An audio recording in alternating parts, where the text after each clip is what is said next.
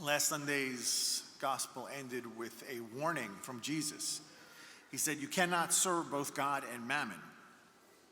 And this Sunday, we read about a man who thought that he could do just that he could serve God and wealth and money. Now, no rational person would ever choose hell, but the rich man in this parable, he certainly didn't desire hell because he's not happy about being there, but his actions landed him there. And St. Luke told us in last Sunday's reading that Jesus had some bracing words to say about money to the Pharisees who gathered to hear him. But it says, and he also said they were lovers of money and they scoffed at him. And perhaps because of their hardness of heart, Jesus is telling another story about money for the opportunity that they would hear truth and repent. And that is what today's gospel message is all about. So like the rich man, most people do want wealth in this world. In fact, many people would think it irrational to not desire to be rich. I would say most. It is rare to find a person who chooses to live in simplicity as a means to deeper spiritual fulfillment and as a preparation for the riches of heaven. But one clear message from our gospel story today is that the life that Lazarus lived on earth was far better than that of the rich man.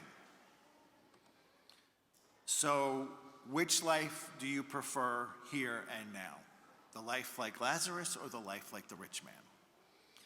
And I know what everybody's thinking. Well, I wouldn't do that. I would be a rich man who was kind, and I would be a rich man who gave his money to help people.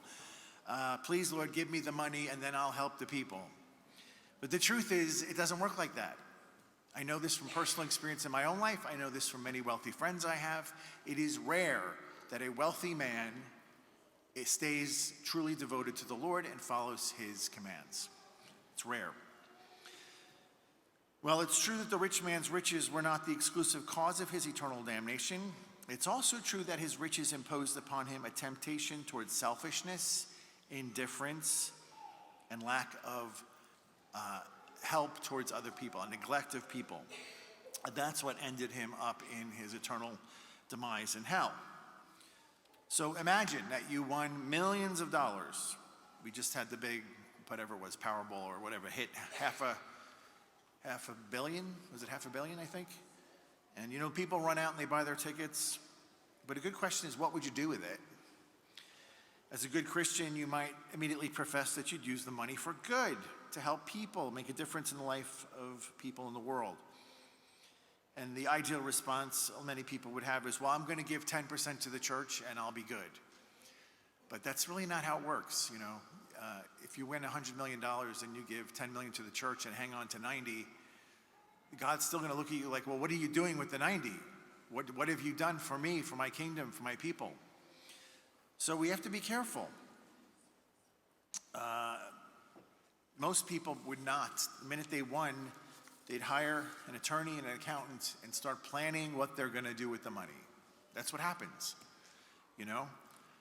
And one thing that this parable teaches us is that material wealth not only adds nothing of value to your eternal reward, it also adds much temptation to your life.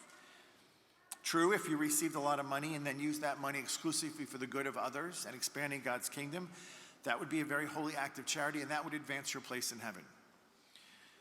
But doing so would be tremendously difficult.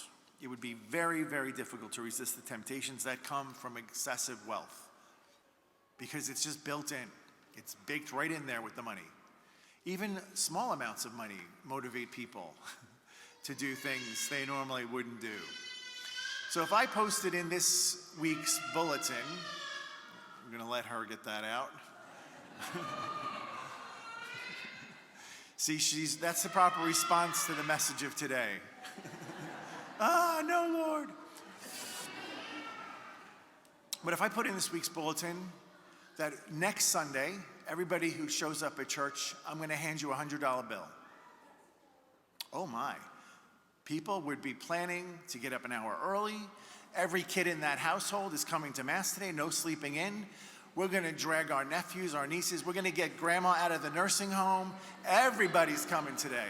You're going to call your friends. You're going to call people in Hendersonville. Come down to St. Catherine's. He's giving out $100 bills. And if I said you had to show up before the entry procession, people would be sitting here before the early morning mass waiting. You know, there'd be nobody showing up late. But the reality is the Eucharist is so much more than $100. I mean, it's almost inappropriate to even compare the two. And yet we don't call anybody and say, hey, you coming to church? Jesus is waiting for you today. Come and make an encounter with him. That's what we should be doing. So the question is it good to be rich? It's certainly good to be taking care of your family, providing housing and shelter and food. That's all good stuff, and you need money to do it. But once our basic needs are met, the money left over is far more of a temptation than it is a blessing. And we have to know that. And if you don't know that, you have to really consider that, ponder it. And if you're among those who want to become rich, that you can help others, consider this scenario. If that's your motivation and you want a large amount of money, would you stay in the house you're in? Would you drive the car you're driving today? Would you keep your job? You know, or if you'd start changing everything and, you know, leveling up to the next level, that's not good. Unless you're living in poverty, which I don't think, I'm sure, hopefully none of us are. But it's a rare man that will keep that life, even when he inherits the money. It's hard to do, but if you could do it, not only would it be good for you, it would be good for others. And be exceptionally good for your soul, to witness to the Lord that the money isn't affecting your life. And though this gospel story has many valuable lessons in it, one of the clearest messages is that earthly poverty benefits a soul far more than earthly wealth. Earthly poverty benefits the soul far more than earthly wealth. And many people find that hard to swallow, because we don't want to be poor. And I'm not saying poor. A lot of people don't want to be even middle class. They're always searching. We live in a culture that's always looking up and envying the people ahead of us. It's an unhealthy thing, very unhealthy. Did you know the first sin, the first sin, yes. First of all, Lucifer got thrown out of heaven over envy. Adam and Eve kicked out of the garden because of envy. They wanted to be like God. The first murder was over envy, Cain and Abel. Abel's sacrifice was pleasing to God and Cain's wasn't. So he killed his brother. Envy is a very dangerous sin. So if you have envy, you have to start practicing gratitude. Force yourself to be grateful. Think of all the things you can be grateful for, and it crushes the envy. So,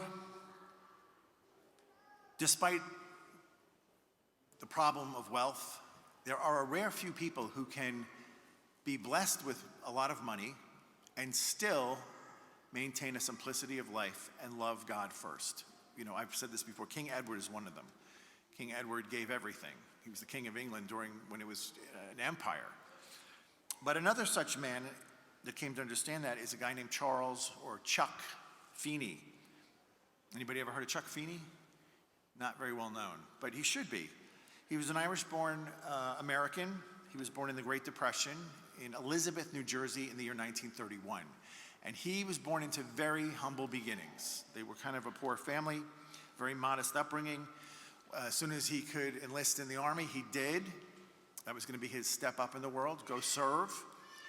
And he wound up serving in the Korean War as a radio operator, like radar in the MASH television series. And after that, he applied through the GI Bill to attend Cornell University, where he sold sandwiches to pay for his education. So this guy was not afraid to do what had to be done to get to the next level, to get him up in the world, right? So then in 1958, he founds a company called Duty Free Shoppers. Yes, and you guessed it. It's all those duty-free shops in the airports. He founded that. He wanted to bring to travelers luxury goods that they could buy as they were going to the other places. He started in the US, expanded to Europe. It's now around the whole world. Those little airport shops that sell the duty-free goods. Well, by 1977, he was profiting $12 million a year of his own personal income, which was a lot of money in the 70s. And eventually, he built that fortune up to $8 billion. $8 billion. But he wasn't happy being a billionaire. So he founded the Atlantic Philanthropic Company, which was solely built to give away the money. He hired men and women to vet charities so he could give the money away. He built thousands of buildings around the world to house poor. He built hospitals. He built all sorts of things. And in October of 2023, just 2 years ago, he died. And you know how much money he had left when he died? He had nothing. He gave it all away. He wanted to give his money away while he was alive and see the good work he could do rather than pass it after his death.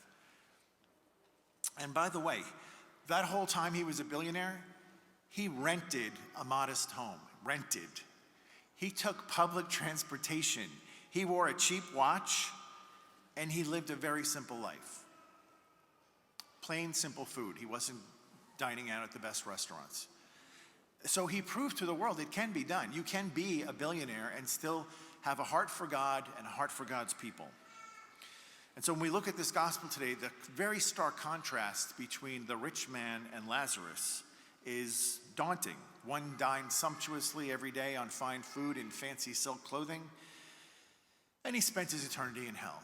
The other guy, he longed to eat just scraps from somebody's table. He had no home, he's covered in sores, but he spent eternity in heaven after being carried there by the angels. So at the end of it all, who's the winner and who's the loser? Lazarus was the winner. The rich guy was the loser. Because if you don't get to heaven, I don't care how many billions of dollars you have, you're a loser. Eternally a loser. So we have to start choosing to imitate the lifestyle of Chuck Feeney, even if we're not billionaires. We have to detach from our material possessions, work hard at using those possessions for the good of God and his church. We've got to live simply, be more generous, and never neglect those in need. I'll tell you something about this church. We help a lot of people. Mostly nobody knows. You know who knows is the bookkeeper. Because people call us every week. I lost my job, I can't pay my rent, my car broke down, my husband left me, I've got 2 kids, I can't buy diapers. I mean, the list is endless. And you know who sends them to us? All the Baptist churches. Oh yeah. Yeah, they're not handing out any money to help their people. They send them to the Catholic Church. And we help them. My only question is, do you go to church? And if they say no, I say, well, it's time to start, okay? Because God helps those who serve him. And so it's hopefully it's an entry point back into church. But we help everybody. And some days I feel like somebody's literally handing out our number. Or maybe it's on a bathroom stall. I don't know. But these people are coming in out of the woodwork. But we've been blessed. Our church is blessed with having a surplus of income. So we do help those who come to us, and I'm happy to do it. So we got to practice that gratitude, stop coveting. Coveting is an awful sin. And begin today to eliminate any envy. Drive out the despair. Trust in God's providence. Rejoice that like Lazarus and like Chuck, we're able to build up eternal riches that will remain for us forever in heaven. And that's the whole point.